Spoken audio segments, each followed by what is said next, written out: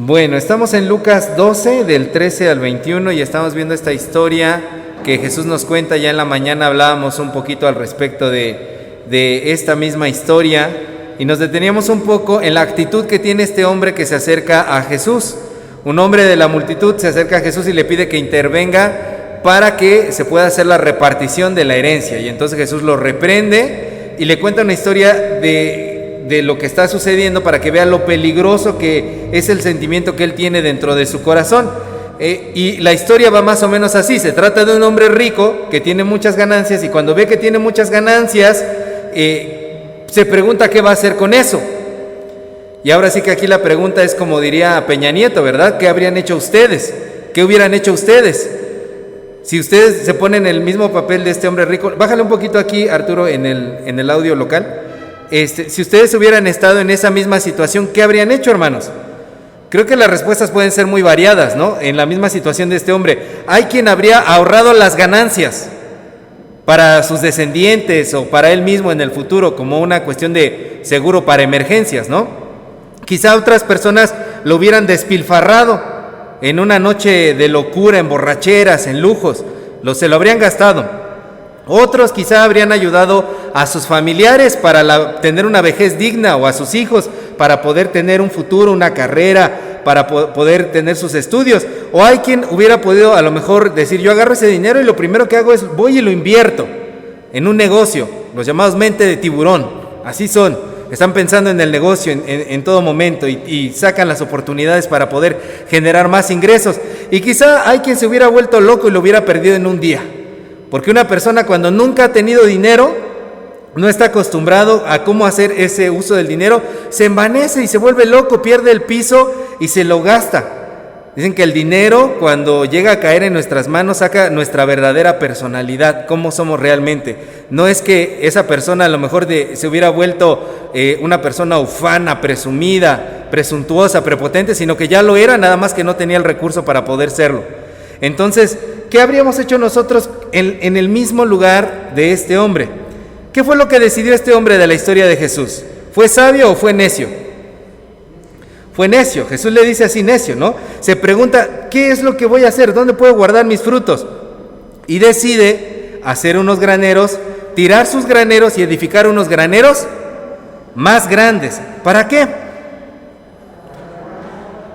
Dice él, para poder tirarse a descansar. Él dice, se dice a sí mismo: come, repósate, bebe, regocíjate, tienes para muchos años, puedes aprovecharlo. Se decía a sí mismo. Pero la actitud de este hombre de ampliar lo que ya tenía nos revela cómo es este hombre. Es alguien que evidentemente no se iba a conformar con eso. Si era capaz de derribar los graneros, que no sabemos de qué magnitud eran los graneros que ya tenía, para construir unos más grandes, ¿quién quita que más adelante podría ganar más y derribarlos y construir unos aún más grandes? Definitivamente era un hombre que no trabajaba para vivir, sino que era un hombre que vivía para trabajar. Su enfoque estaba totalmente en las cuestiones económicas, en las riquezas, en aumentarlas y almacenarlas, aumentarlas y almacenarlas, aumentarlas y almacenarlas, apilarlas como si se tratara de cajas. No sé si han visto estos videos de los hombres que ponen cajas en la central de abastos y cómo las ponen hasta muy arriba, ¿verdad? Este hombre era así, pero con sus riquezas, lo más alto que pudiera, y va a ser los graneros más altos que él pudiera construir. La satisfacción de tener esas riquezas le traía una falsa seguridad, le daba un falso sentimiento de tranquilidad, y por eso cuando puede derribar los graneros y construir unos más grandes, se dice a sí mismo que puede descansar y que puede disfrutar, porque sus ojos estaban mirando lo cuantitativo, es decir, estaban mirando a la cantidad de cosas que él tenía, y eso le hacía sentir tranquilo. Contrario a eso, muchos de nosotros, cuando vemos el fin de quincena y nos vaciamos los bolsillos y vemos que los bolsillos ya no traemos ni un peso, están medio rotos o no nos alcanza, ¿qué es lo que sentimos? Inseguridad. Decimos: ¿cómo voy a terminar esta quincena? ¿Cómo voy a terminar el mes? Todavía tengo muchas deudas, muchas cosas que pagar, tengo que comprar cosas para alimentar a mi familia. Sentimos esa inseguridad. En ambos casos se trata de depositar nuestra confianza y nuestra fe en las riquezas antes que en Dios. Y entonces el caso de este personaje es que se ha desvivido tanto por hacer y deshacer y rehacer y por acrecentar sus riquezas, que en esa historia, ¿quién se le aparece? ¿Quién lo reprende? Dios, el mismísimo Dios se le aparece y le dice las siguientes palabras: necio, esta noche vienen a pedirte tu alma, ¿y quién se va a quedar con todo lo que tú has acumulado? Es decir, Dios le está diciendo, tu confianza no tiene ninguna base, no sirve para nada. Tu Dios, que es el dinero, tu afán, no puede atravesar al otro lado de la vida. Tú te vas a morir y no te vas a llevar nada, se va a quedar todo aquí y finalmente todo lo que hizo en vida va a resultar siendo vano, no es nada. Vanidad de vanidades, decía el predicador, ¿verdad? Todo es vanidad. Y más este hombre que había dedicado su vida a solamente generar riquezas y almacenarlas, no se iba a llevar nada. Me recuerda una leyenda que se dice de Alejandro Magno, Alejandro el Grande. Se dice que Alejandro Magno pidió 3 deseos para su funeral. Y los 3 deseos para su funeral eran los siguientes. Número 1, que su ataúd fuese llevado en hombros y transportado por los mejores médicos de su época. Número 2, que los tesoros que él había conquistado, toda la plata, el oro, la riqueza, las piedras preciosas que había hecho en sus conquistas, fueran esparcidos de camino, como iban esos médicos, hacia el lugar a donde lo iban a enterrar, hacia donde iba a quedar finalmente su tumba, en hilerita, así todas las riquezas. Y número 3, que las manos de Alejandro Magno quedaran colgando así fuera del ataúd, quedaran en el aire y a la vista de todos, para que todos lo pudieran ver. Y entonces uno de los generales, cuando escuchó las indicaciones de Alejandro el Magno, estas indicaciones, estos deseos tan raros, le preguntó por qué estaba pidiendo lo que estaba pidiendo, cuáles eran las razones. Y entonces ahí Alejandro el Magno le dijo: quiero, número 1, que los médicos más importantes, más eminentes, las eminencias más grandes de esta época, carguen mi ataúd para mostrarle a la gente que ni ellos tienen poder sobre la muerte y mucho menos para curar. Que la gente sea consciente de eso. Número 2, quiero que el suelo sea cubierto con los tesoros que yo he ganado, para que la gente pueda ver que los bienes materiales aquí conquistados, aquí se quedan, no pueden ir al más allá. Y quiero que mis manos se balanceen al viento, para que las personas puedan ver que venimos con las manos vacías, y con las manos vacías nos vamos a ir. No nos vamos a llevar nada. Cuando se nos termina el tesoro más valioso que tenemos, que es el tiempo. Y dicen que Alejandro el Magno agregó las palabras diciendo que el tiempo es el tesoro más valioso que tenemos, porque es limitado. Podemos producir más dinero, pero no podemos producir más tiempo.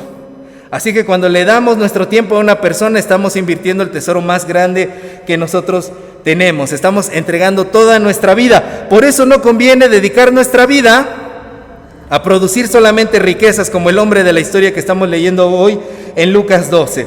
Es la mayor riqueza que nos ha dado Dios, el poder aprovechar el tiempo que tenemos aquí en la tierra. Por eso no tenemos que tener un afán desmedido por producir ganancias, por producir riquezas, porque finalmente las riquezas y el dinero son solamente un medio para poder bendecir a otros. No es el propósito, no es el fin de nuestra vida aquí. En lugar de vivir para trabajar, nuestro pastor fundador, el pastor Juan Wesley, nos hablaba de cómo debemos usar el dinero. Tiene un sermón que así se llama, el sermón 50, el uso del dinero.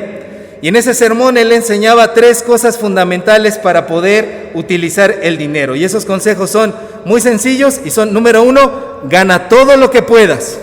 Número 2, ahorra todo lo que puedas. Y número 3, da todo lo que puedas.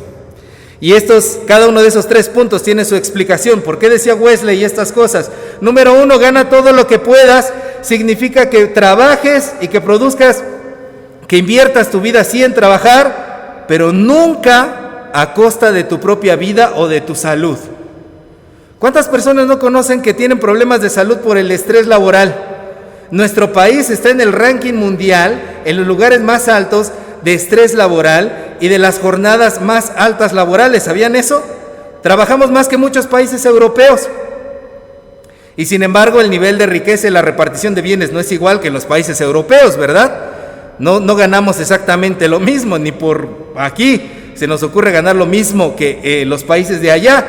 ¿Por qué? Porque en México esas jornadas son en condiciones laborales deplorables. Los derechos de los trabajadores están por los suelos.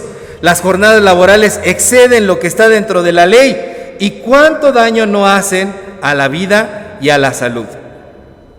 Madres solteras que tienen que invertir toda su jornada en estar trabajando y que no pueden ver a sus hijos. Y sus hijos prácticamente son criados por el resto de la familia, sean los abuelitos, sean los tíos o quien le haga el favor de poder ayudarle a poder tener allá a los niños.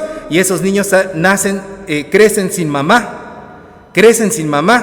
porque la mamá está todo el tiempo trabajando. Entonces decía Juan Wesley, sí, trabaja, pero nunca a costa de tu vida, nunca a costa de tu salud. Y también decía, esto de ganar todo lo que puedas significa que nunca debes invertir tu tiempo en labores que sean ilícitas.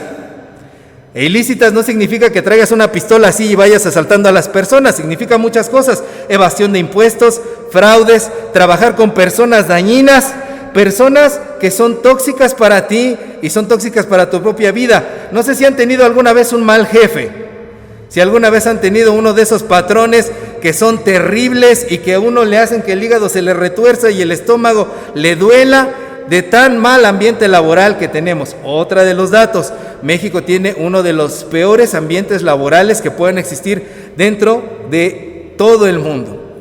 Son lugares en donde se fomentan los malos usos, las malas costumbres, son lugares en donde los patrones son atormentadores. Hace poco escuchaba que en la compañía Netflix México tienen una cosa que llega a fin de semana, no recuerdo exactamente el nombre de cómo le llaman a este procedimiento, pero exhiben a los que probablemente podrían ser corridos la próxima semana. Hacen una lista y la muestran a todos los trabajadores. Entonces los trabajadores se quedan así con el dolor de panza de, ay, a lo mejor la próxima semana soy yo. Y viven en esa angustia laboral de que la próxima semana a lo mejor les toca a ellos. Y ponen ahí la lista como un método psicológico para atormentarlos. O estos patrones que dicen, necesito que te pongas la camiseta.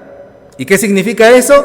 Que vas a trabajar horas extra sin paga, que vas a hacer muchas cosas sin que los patrones te den. Y a veces hasta lo normalizamos y decimos, pues sí, es que es dar la vida por la empresa, es comprometerse con lo que uno está haciendo, es ser profesional. No, no es cierto, no es ser profesional, eso es simplemente abuso laboral. Por eso decía Wesley, trabajar, pero no con personas dañinas. Y también decía que no se puede obtener ganancias a costa del prójimo, ya sea haciéndole competencia desleal o vendiendo productos que dañen la salud o que generen vicios. Wesley era muy enfático con estas cosas. No producir ganancias a costa de la salud de otros o generándole vicios a otros. Decía Wesley, fuera de esas excepciones, se puede ganar todo lo que ustedes quieran honestamente y deben de esforzarse en ello. Un cristiano debe de trabajar de esta manera, trabajar para vivir, no vivir para trabajar, guardando el ganar todo lo que puedas. Y el segundo punto, ahorra todo lo que puedas. ¿Qué significa eso de ahorra todo lo que puedas? Significa básicamente no malgastar. El pastor Wesley decía, usen el dinero solamente para las cosas necesarias, no lo gasten en tonterías. Bueno, él no decía no lo gasten en tonterías, pero decía, no lo gasten en placeres sensoriales, no lo gasten en lujos, no lo gasten en lujos de mobiliario, de vestido, de calzado, porque estos gastos solamente alimentan la vanidad. Y mucho menos le enseñan a sus hijos a gastar el dinero en esas cosas, porque este deseo y este impulso y este modo de vivir solamente sabe crecer, solamente sabe hacerse más grande. ¿No les ha tocado a los que son papás que los hijos les piden cosas de marca? ¿No les ha pasado a los que son papás que los hijos les piden cada vez un mejor celular, unos mejores tenis, un mejor pantalón, una mejor ropa? Los muchachos se vuelven exigentes porque es lo que está de moda, es lo que está allí atormentando y bombardeando su cabeza, diciéndoles que deben adquirir ese modo de vivir. Estos deseos, decía el pastor Wesley, solamente saben aumentar. Entonces, ahorrar todo lo que podemos significa invertir el dinero sabiamente en cosas que aprovechan. Entonces, él recomendaba incluso que los que pueden dejar una herencia, dejen la herencia necesaria solamente a los hijos y el demás dinero lo utilizaran para la gloria de Dios. Y finalmente, dar todo lo que puedes.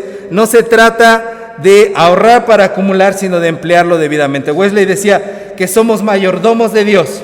y eso es un principio que está en las Escrituras, a Dios le pertenece todo, incluyendo nuestras propias vidas. Nosotros también somos de Dios, entonces tenemos que entregarnos a Dios como un sacrificio agradable a Dios. Entonces primero él decía, debemos de proveer nuestras necesidades de forma modesta, de forma que podamos tener todo lo que es necesario para vivir. Después para nuestra familia, y ahí en la familia incluía a los trabajadores y a los siervos, y después decía, a toda la familia de la fe, debemos utilizar nuestro dinero en bendecir a la familia de la fe, a nuestros hermanos que están en necesidad de la misma congregación, a quien vemos, a quien podemos ayudar dando empleo, ayudándole con una despensa, ayudándole con algo que tengamos a la mano, y posteriormente a todas las personas fuera de la congregación. Esto es dar todo lo que tienes. De esta manera, decía Juan Wesley, los cristianos no estamos llamados nada más a dar el diezmo. Los cristianos estamos llamados a dar todo lo que somos y todo lo que tenemos a otros. Y a veces ni siquiera el diezmo damos, porque tampoco estamos dispuestos a dar a nosotros mismos como un sacrificio ante Dios. E incluso decía, ¿cómo podemos evitar vivir para trabajar y ser esclavizados por este deseo como el que posee a este hombre de la historia que está contando Jesús? Decía, bueno, cuando vayas a hacer un gasto, decía el pastor Wesley, hazte 4 preguntas. Y esas preguntas son, cuando estoy gastando esto, ¿me estoy comportando como mayordomo o como propietario? Al momento de utilizar mi dinero y me voy a comprar algo, ¿actúo como mayordomo, fiel administrador de las riquezas que Dios me da? ¿O me creo dueño y señor? ¡Ay, para esto trabajo! Te lo mereces, papá, te lo mereces, mi rey, cómpratelo. Aunque se te vaya toda la quincena, aunque te comprometas ahí 2, 3 meses, a 24 meses sin intereses o con intereses, tú puedes, para eso estás trabajando. Y el día de mañana, necio, mañana vienen a pedir tu vida y tus deudas, ¿quién se las quedará? Número 2, decía Wesley, ¿este gasto que tú haces es ordenado en alguna parte de la Escritura para que tú lo obedezcas? Es decir, lo que tú estás a punto de gastar, ¿Dios se agradaría con ese gasto? ¿Es algo que Dios te manifiesta? Número 3, ¿este gasto puede ser ofrecido como una ofrenda o un sacrificio a Dios? Al momento de que yo estoy gastando este dinero es para bendecir a alguien y puedo ofrecerlo como una ofrenda a Dios. Al momento de que estoy gastando este dinero estoy bendiciendo a mi familia y lo puedo ofrecer como una ofrenda a Dios. Al momento de que estoy gastando este dinero es algo que va a beneficiar a la obra del Evangelio y estoy bendiciendo a Dios. ¿O estoy gastando nada más para mis puros placeres? Y número 4, ¿esta obra me va a hacer tener una recompensa en la resurrección? Al momento de que yo gasto este dinero, ¿es contado como una buena obra? ¿Es algo bueno lo que yo estoy haciendo con este dinero que de tal manera que va a ser contado hasta en la resurrección? Yo me acuerdo que cuando estábamos estudiando este sermón en la clase, el profesor decía, si fuera así, si yo me hiciera esas preguntas, nunca gastaría nada de dinero, nunca usaría para nada mi dinero. Pero nos enseña a poder hacer un empleo correcto del dinero, a entender que efectivamente somos mayordomos y no somos propietarios. El hombre de esta historia se comporta como propietario y como rey y como su propio Dios y cree que es eterno y puede derribar y construir unos graneros más grandes y más grandes y más grandes y poner su confianza y su seguridad en eso. Por eso es que, hermanos, somos invitados el día de hoy a poder hacer un buen uso del dinero, a poder hacer un buen uso de nuestro trabajo, a no vivir esclavizados por el trabajo y a poder hacer una administración sabia del tiempo que nosotros invertimos trabajando y no depositar nuestra confianza en eso. Decía el apóstol Pablo, sé vivir en escasez y sé vivir en abundancia. Y por eso es que luego logra decir, ¿no? Todo lo puedo en Cristo que me fortalece. A todos nos gusta ese versículo, ¿verdad? Todo lo puedo en Cristo que me fortalece, pero va precedido de eso.